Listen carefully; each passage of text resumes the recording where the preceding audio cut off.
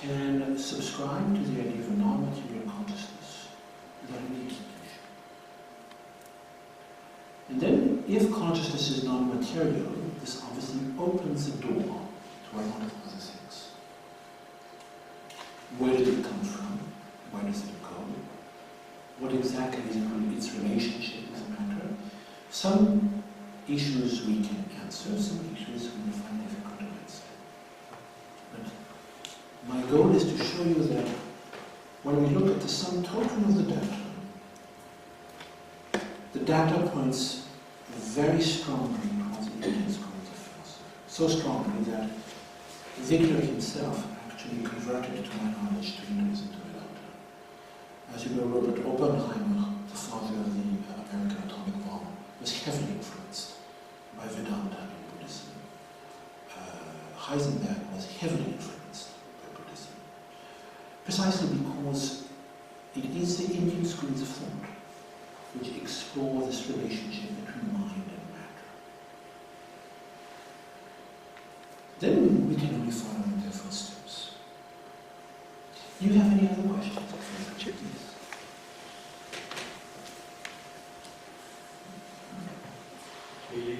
You made two statements. You said we know that wave functions collapse, and then we've got the paradigm about they're not collapsed if you're not observing. Why could it not be that the observer actually is not observing correctly, that it's fallacy? And how do you know it's collapsed? You only know it's collapsed. Is it not true that you only know it's collapsed because the observer sees it collapsed, while a non-observer doesn't see it collapse? So could it be a misunderstanding?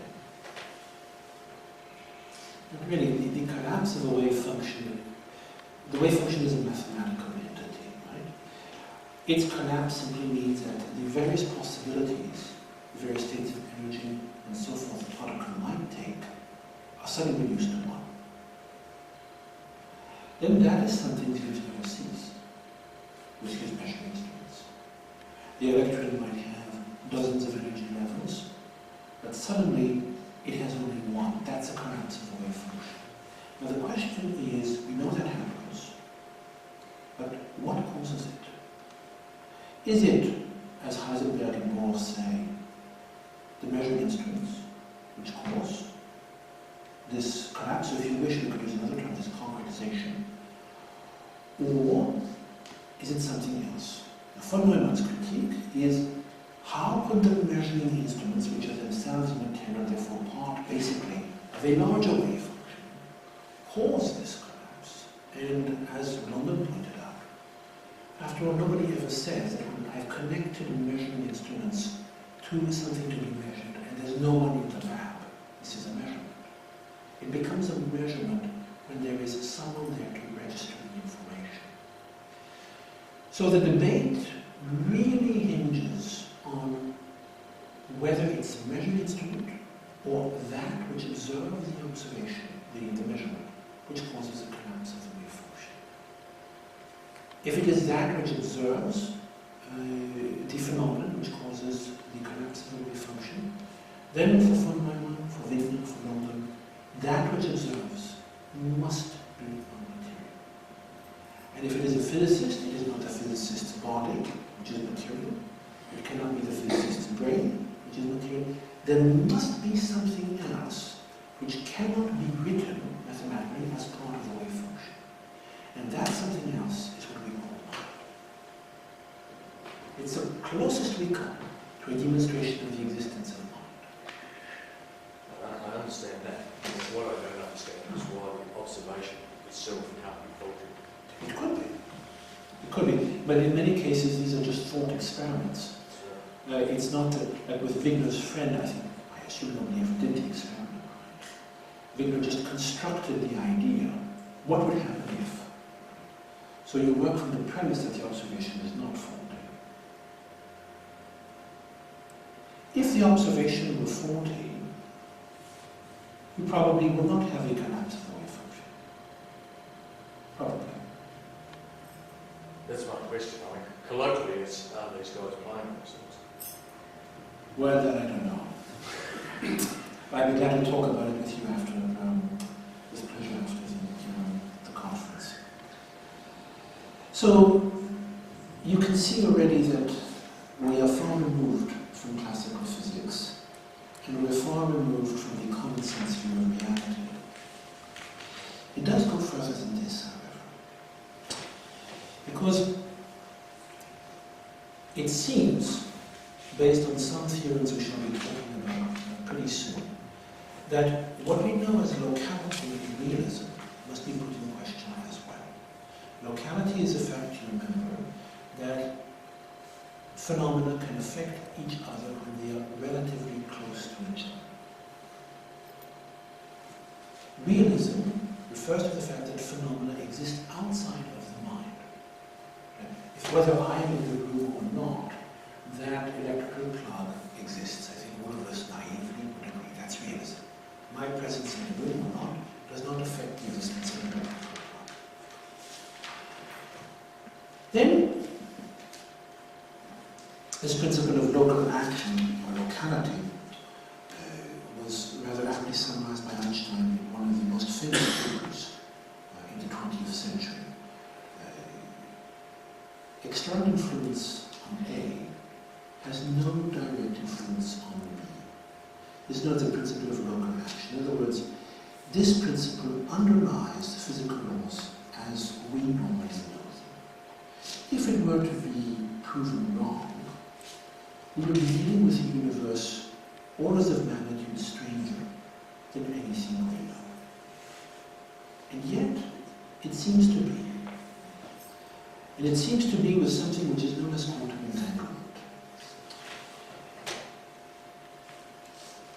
Quantum entanglement starts with a paradox, Einstein's attempt to demonstrate that quantum mechanics is incomplete.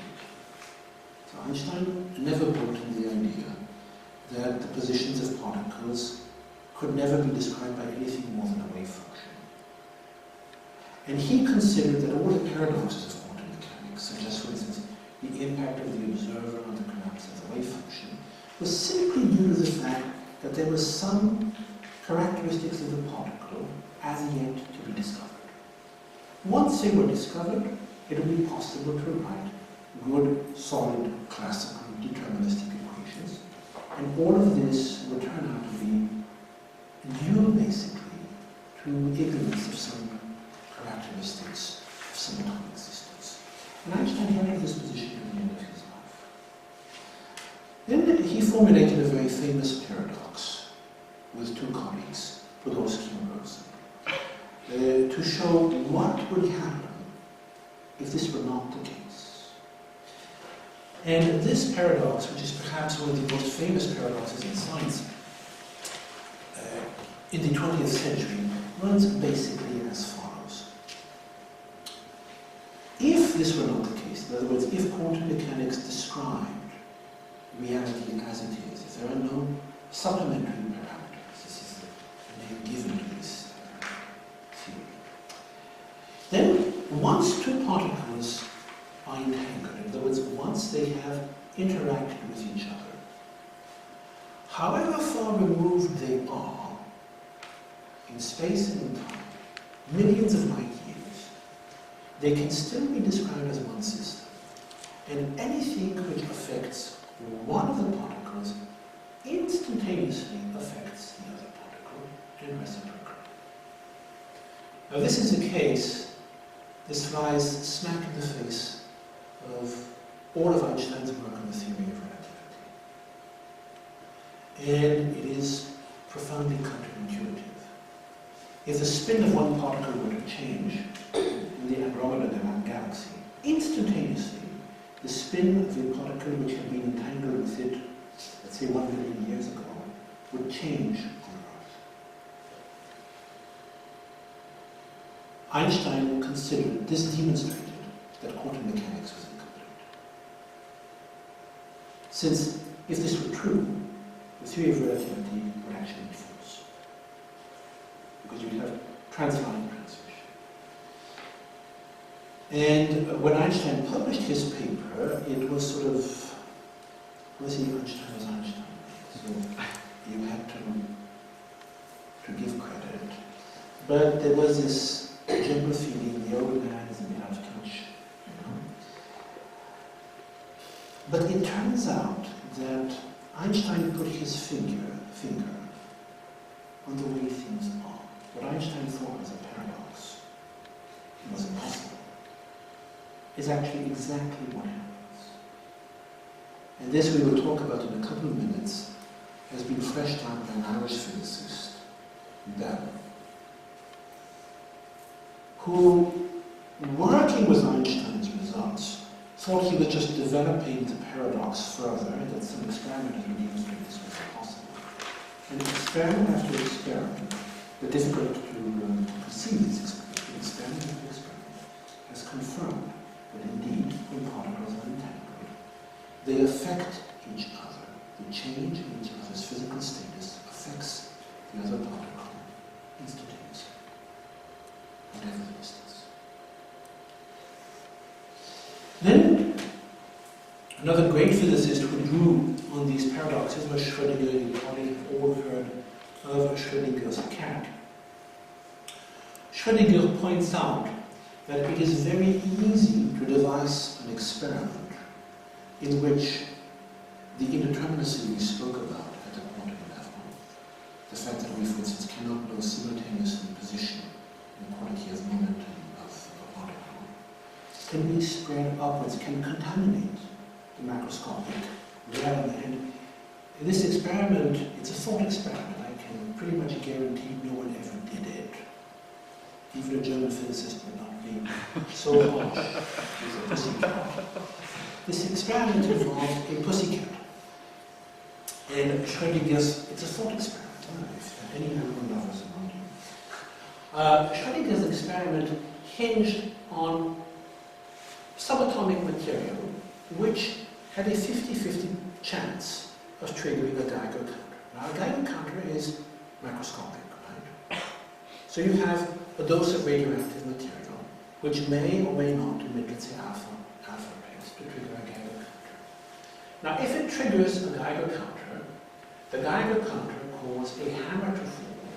This hammer breaks a bottle of cyanide, and the cat, which is in the cage, dies. If alpha rays are not emitted, and the Geiger counter is not triggered, the hammer does not fall, cyanide is not released, and the cat lives. The problem is, we have a state of complete uncertainty regarding whether or not these alpha particles will be emitted. That's nicely fine for the alpha particles. But as a result of Schrödinger's thought experiment, we actually have a state of complete uncertainty about whether the cat in the box is alive or dead. We have, in effect, a contamination of subatomic indeterminacy upwards. Subatomic indeterminacy becomes macroscopic indeterminacy. And it is, in reality, impossible to formulate a quantum classical one. When I was at university, it was a classic that you were dealing with a given system and you actually would choose to treat it classically or in terms of quantum mechanics. But in reality, it's an arbitrary choice. At a certain point, your choices become absurd. So if you treat a subatomic system classically, you get paradoxes.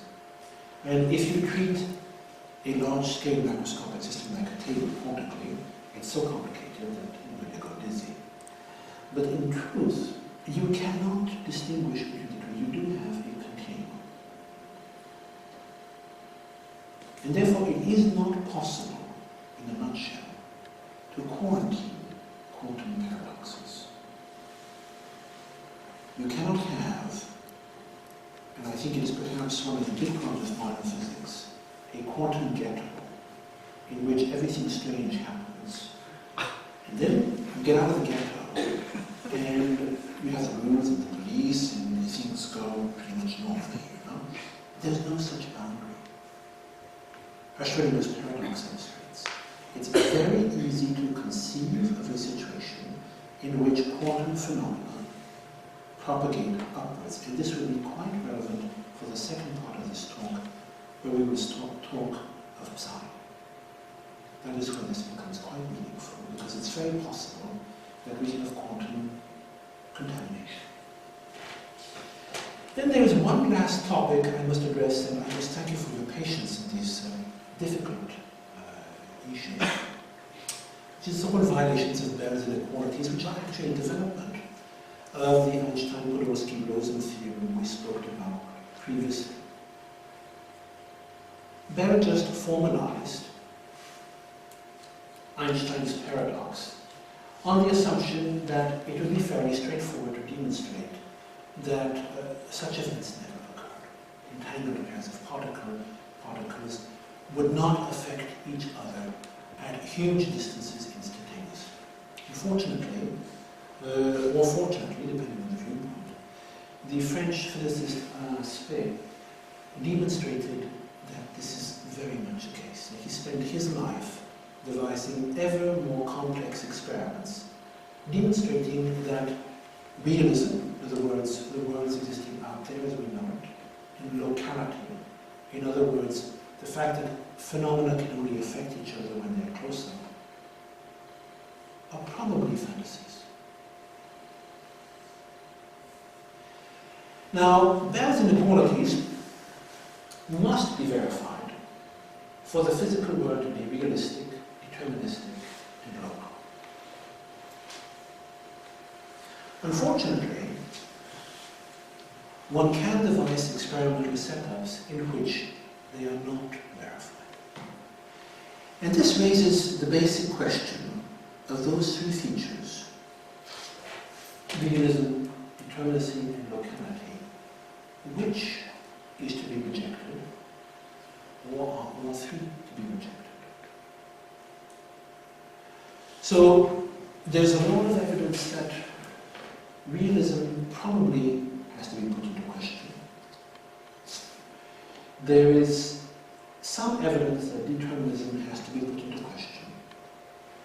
And there's a lot of evidence that locality has to be put into question. And this is an ongoing process. Basically, each year we have new experiments, many from Austria now, which show that the Einstein-Podolsky-Rosen theorem and the Bell theorem, which were really devised as paradoxes, are not paradoxes. This is the way things actually are.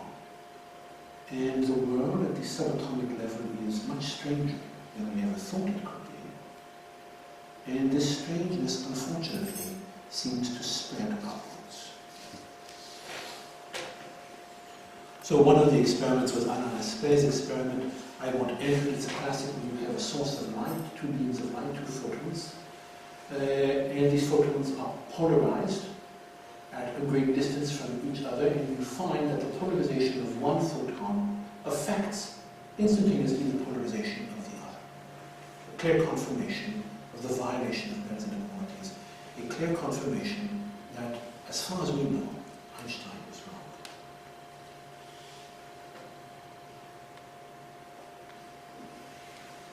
And therefore, if we try to describe the state of affairs in physics nowadays, and I reassure you, we're coming to the end of the physics section, so it's going to get a little bit less heavy and more interesting, but we had to do this. It was a matter of doing it this morning or now.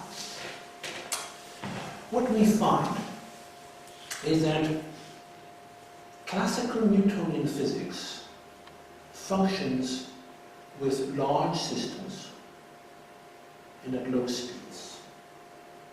If the speed is low compared to the speed of light, and we're dealing with macroscopic systems, classical Newtonian physics, which is realistic and local, functions just fine.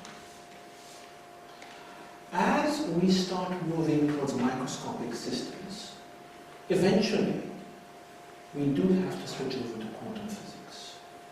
Now, it tends to be at the molecular level, the level of the molecule of ammonium typically. There's a lot of debate about this one, how small you can go before you need to rely on quantum physics. Likewise, as you start approaching speeds close to the speed of light, you have to pass over to relativistic physics. Now, relativistic physics is realistic and local. Whereas for relativistic physics, the world exists out there, and things can only affect each other if they are quote-unquote close. Quantum physics is non-realistic and non-local. And this contradiction, that's basically what it is, between the core features of quantum physics and the core features of relativistic physics underlies, I would say, all of the research in physics after World War II. All of the research in physics has hinged on trying to conciliate quantum physics and relativistic physics, and so far it has been a dismal failure. Both exist, both work in their respective spheres of application, both are contradictory with each other in terms of their core hypothesis.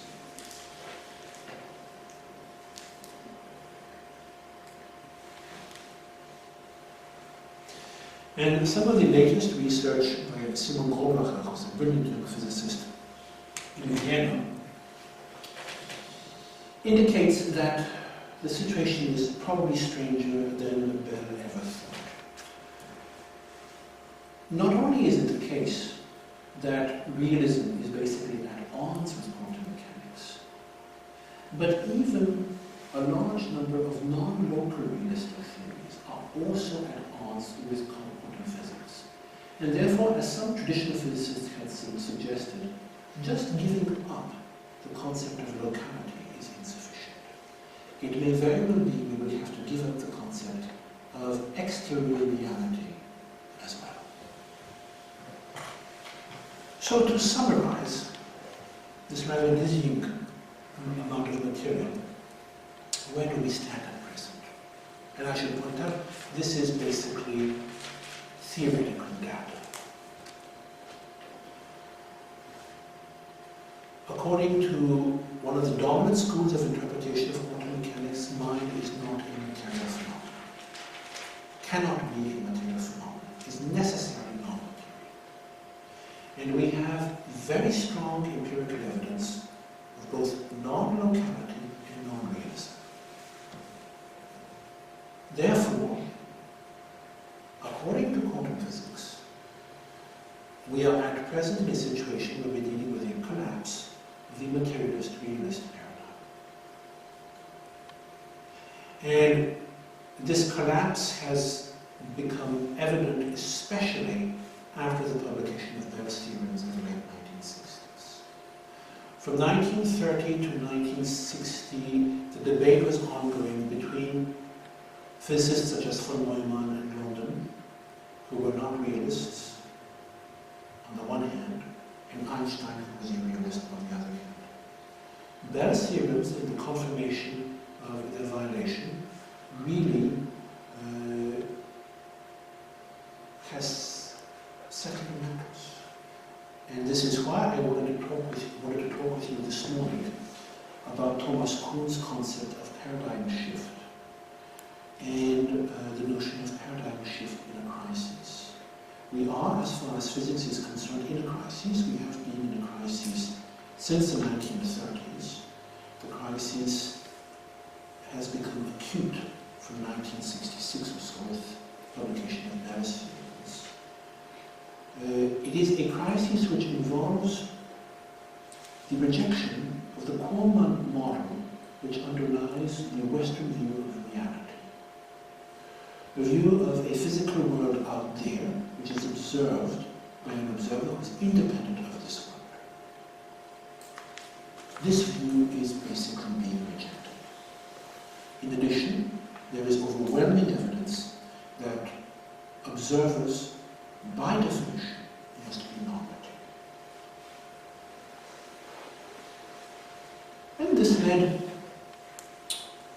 Richard Kahn, professor of physics at the University of Maryland. He would always do this just before retirement. I've noticed this since he retired. And as he was retiring, he published an open letter in Nature, which I think, as Westerners interested in Buddhism, you will enjoy. Keep in mind, this is a professor of quantum physics. The universe is entirely mental. One benefit of switching humanity to the correct perception of the world is the resulting joy of discovering the mental universe of the universe. We have no idea what this mental nature implies, But the great thing is it is true. Beyond the acquisition of this perception, physics can no longer help. You may descend into solipsism, in other words, I only exist, expand to deism, or something else if you can justify it. Just don't justify it. This was 9 years ago, July 2005. It's peer-reviewed. Tell you what, I'm just always struck by the fact it's a year of their retirement. But it is, I think, we would say in French, un cri du cœur, an open-hearted statement by a physicist who feels at a certain point in his career he does have to state things the way they are. Then, this has led some leading physicists to raise the issue of the mind-brain interaction. It's undeniable that the brain is an important component for mental activities. If the mind is non-material, how do they relate? And in my opinion, the mechanisms they propose are premature.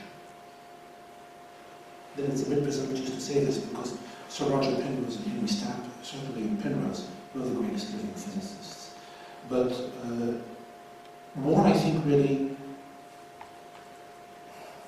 I would say the jury is in on the non-material nature of the mind, but it's getting there. As far as physics is concerned, the evidence is strong. When it comes to the mechanisms of interaction between the brain and this non-material mind, frankly, we don't have a clue. Then I think it's important in these fields to acknowledge that one simply does not know. So what Stapp proposes is interaction, quantum interaction at the synaptic level between the axon and the dendron, largely because you are dealing with phenomena at the quantic scale. You're dealing with the exchange of calcium ions. The ionic phenomena can be treated quantically, but because they can be treated quantically, in no way proves that they are quantic in this context.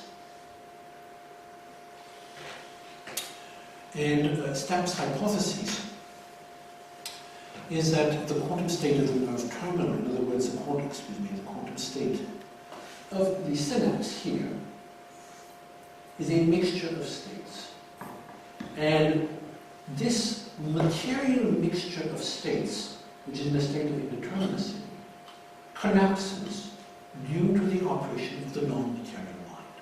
And it is at this point, according to Stapp, that the interaction of non-material mind and material brain and nervous matter would occur. Then there's no evidence whatsoever. And unfortunately, for Stapp, there's been a very powerful rejoinder. An American physicist, Max Tegmark, analyzed Stapp's ideas to see whether it was possible or not with the temperature levels one was dealing with at the synaptic level. And according to Tegmark, it does not seem that there is anything quantum mechanical occurring at the synaptic level. So, I feel that the jury is close to being in regarding the non-material nature of the mind, and that is accumulating pretty much by the day now regarding the non-realistic nature of the universe as we know it. I think the mechanisms of mind-brain interaction remain a complete unknown, and it must be acknowledged. No one can make proposals, but at present there is no data, neither here nor there.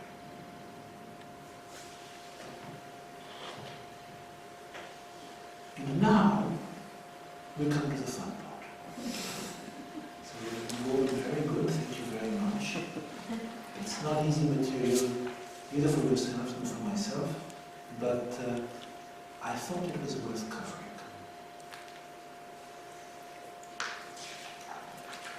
So, after these theoretical arguments, and I cannot emphasize how strong for Neumann's argument for the non-material nature of the mind is, do we have empirical data confirming that the mind is non-material? We do. We do, and we have some rather strong data coming from Thai research. Then I think you will look at Thai research in a different light after this preliminary presentation of the possible non-material nature of the observer causing the collapse of the wave function of quantum mechanics. So to the present day, much of this research occurs at the University of Arizona, my former alma mater, the University of Virginia, and the University of Edinburgh, where things have been developing considerably. When it comes to Psi research, research in other words in paranormal phenomena, one can really speak of paradigms. There is no compromise, and no quarter is given.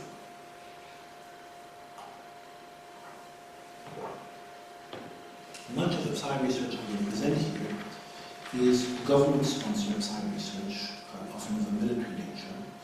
Then some of these documents have been declassified, so I'm able to present them here. And you will find that the assessment of this research is strikingly different in function of the source. So, in the case of the United States, for instance, the US has had a very active program of Psi research since the 1960s at least, as a response to Soviet research in the field. This program was covert. It became public in the late 1980s and caused a huge scandal. And a congressional committee demanded independent assessments of the results of these programs. Now we have two independent assessments,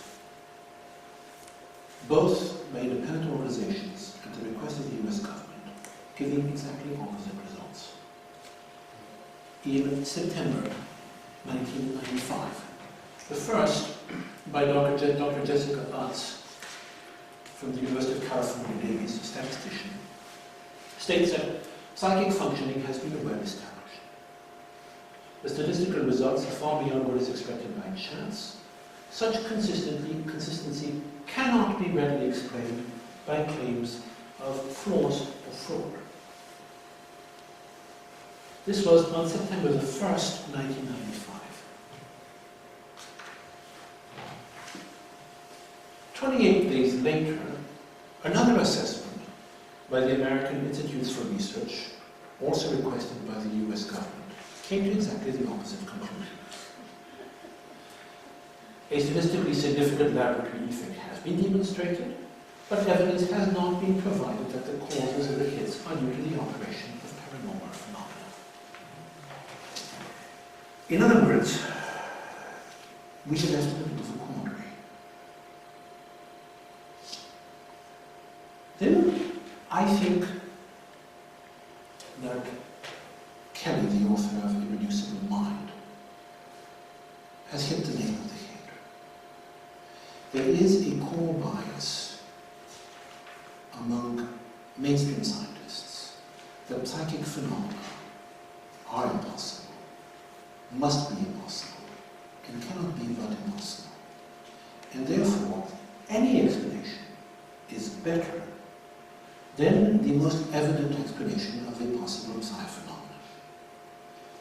And the key goal seems to be to prevent the accumulation of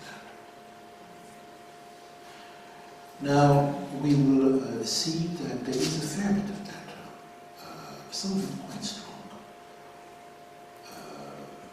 initially from the former Soviet Union, where the functioning of psi phenomena was basically taken for granted, and one investigated their possible usage, and later from the United States.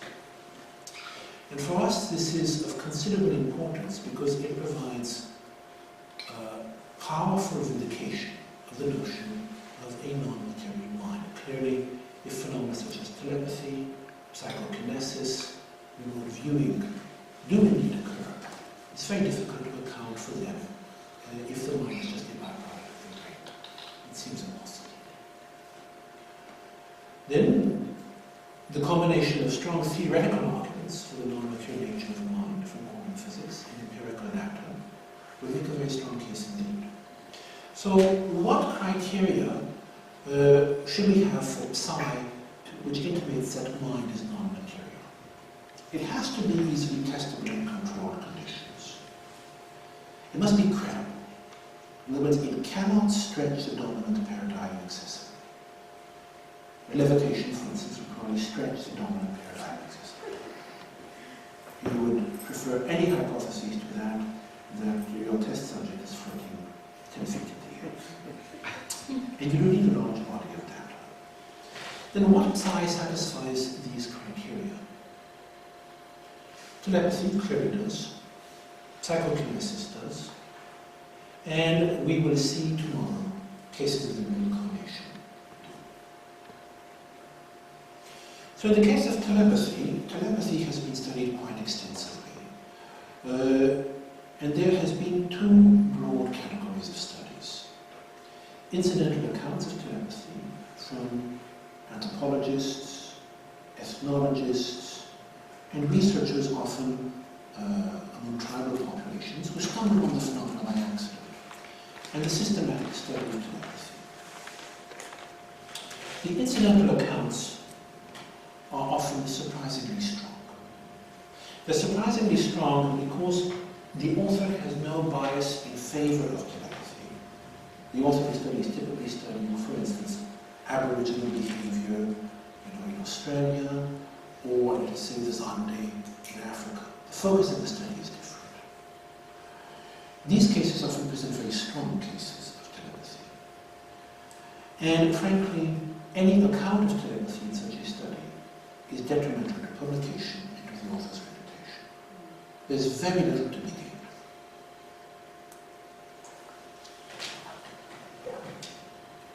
And these cases are rife. You find them basically in small articles in anthropological journals. Obviously, these are second, sometimes third-party accounts, which limits their impact, but their accounts are very strong cases. And we do have to take into account the body of evidence. There have, on the other hand, been systematic studies of ESP and telepathy. The most famous ones are basically those by J.B. Ryan at Duke University. But they have diverged very widely in the results they have obtained. And this is largely contingent on their methodology. Broadly speaking, the systematic studies are either qualitative or quantitative. The qualitative studies focus on finding one or two exceptional candidates with exceptional capacities and investigating them. The quantitative studies focus on studying a large number of candidates with no particular potency and basically working through the numbers and trying to find a deviation from the norm. The best results by far in the study of telepathy come from the quantitative studies, which are initiated in England by the Society for Psychical Research, but were really developed by what I've called the Soviet School of Parapsychology, which has gone very far in the field, perhaps further than we could ever go in Western democracies. And a series of projects which were initiated by the US government, largely by the CIA, then they passed under the control of the NSA, and eventually the Defense Department. Everything we know at present indicates these projects have become, privatized. So qualitative studies have given surprisingly strong results. Quantitative studies, in the case of telepathy, have not. Now, regarding qualitative studies, I would like to cover Russian research, which is extremely interesting. Some of it has been published. The Russians basically started out with the data from the Society of Psychical Research in the UK, and it's a French branch, Institute of Psychosis. And their leading investigator in telepathy as a psi phenomenon was Professor Vasiliev, was professor of brain physiology at Leningrad University, and who focused on inducing clear instances of telepathic transmission from a powerful transmitter to a recipient, and analyzing the physical modalities of this transmission, the speed of transmission, the distances over which transmission could occur. Then the Soviet school has basically, how can I put this one? Well, the Soviet school has elicited a ruthlessness, I suppose, in its investigation, which would not be acceptable among Western researchers. And this perhaps explains the very powerful results they obtained. Their goal was basically military, the control of thought and data transmission, especially data transmission. The methodology was a systematic use of powerful emotion and aesthetic stimuli. Emotional shock. There have been rumors of the usage of torture. The focus is to understand the underlying neurological mechanisms, and the protocols were aimed not at producing large-scale data verification, but strong empirical verification of occurring cases. Then Vassiliev's subjects were tested inside a Faraday cage, which, as you know, precludes the transmission of electromagnetic radiation. And Vassiliev seems to have demonstrated, if one accepts his research, that telepathy is not electromagnetic. Then, if it is not electromagnetic, one is at a bit of a loss to know what of the four physical fields it might belong to. We have four fields in physics, right?